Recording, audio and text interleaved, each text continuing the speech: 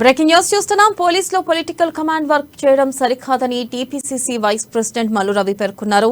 ప్రజాస్వామ్యాన్ని కాపాడాల్సిన పోలీసులు ఏకపక్షంగా వ్యవహరించడం సరికాదన్నారు.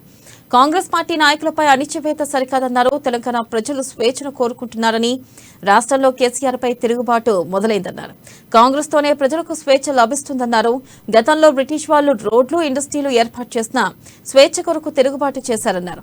ఇప్పుడు కూడా కేసీఆర్ ప్రభుత్వంపై అదే జరుగుతుందన్నారు. ఇక బీఆర్ఎస్ ను పాతరిస్తారన్నారు.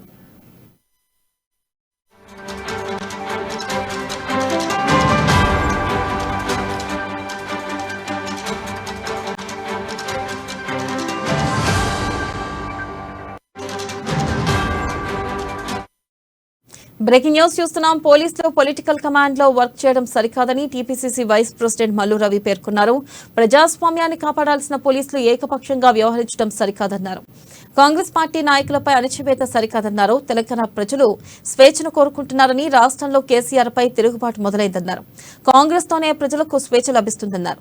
గతంలో బ్రిటిష్ వాళ్లు రోడ్లు, ఇండస్ట్రీలు ఏర్పాటు చేసిన స్వేచ్ఛ కొరకు తిరుగుబాటు చేశారన్నారు. ఇప్పుడు కూడా కేసీఆర్ ప్రభుత్వంపై అదే జరుగుతుందన్నారు. బీఆర్ఎస్ ను పాతరిస్తారన్నారు.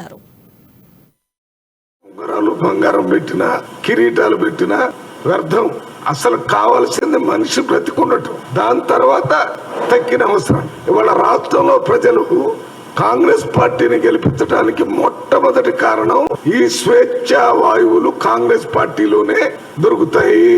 కాంగ్రెస్ పార్టీ వస్తేనే ప్రభుత్వంలోకి ప్రజలు స్వేచ్ఛగా మాట్లాడేటటువంటి అవకాశం, స్వేచ్ఛగా బతికేటటువంటి అవకాశం, స్వేచ్ఛగా మీటింగ్లు పెట్టుకునే అవకాశం, స్వేచ్ఛగా ప్రభుత్వాన్ని నిలదీసే అవకాశం, స్వేచ్ఛగా ఎమ్మెల్యేని, మినిస్టర్ని, సీఎంని కలిసే అవకాశం ఒక్క కాంగ్రెస్ ప్రభుత్వాల్లోనే సాధ్యం అనే విషయం ఈ గత 10 సంవత్సరాల్లో ప్రజలు గమనించారు. అది ఇచ్చాము, ఇది ఇచ్చాము, సంక్షేమం ఇచ్చాము, అభివృద్ధి ఇచ్చాము అని ఈ బీఆర్ఎస్ ప్రభుత్వాలు, బీజేపీ ప్రభుత్వాలు చెప్తుంటే ప్రజలు వీటిని ఏమీ పట్టించుకోకుండా వారు బ్రతికుండటానికి కావాల్సిన మొట్టమొదటి ఇంధనం స్వేచ్ఛావాయువు. దానికోసమే వాళ్ళ కాంగ్రెస్ పార్టీకి ఓటేస్తున్నారు. ఒక్కసారి చరిత్ర వెనక్కి పోయి చూస్తే బ్రిటిష్ వాళ్ళు మన దేశాన్ని పరిపాలించేటప్పుడు